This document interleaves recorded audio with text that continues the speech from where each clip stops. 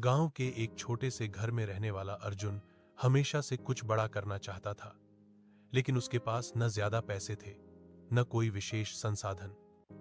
फिर भी उसके सपनों की कोई सीमा नहीं थी। एक दिन उसने अपने दादाजी से पूछा, दादाजी, सफलता कैसे मिलती है?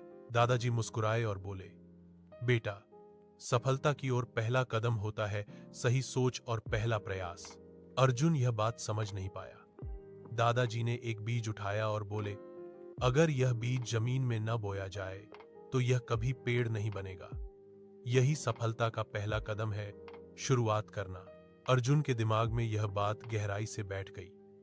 वह पढ़ाई में अच्छा था, लेकिन कभी भी अपनी प्रतिभा को बाहर नहीं दिखाता था।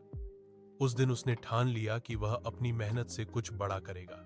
अर्जुन को कंप्यूटर और टेक्नोलॉजी में रुचि थी, लेकिन गांव में उसके पास सीखने का कोई साधन नहीं था।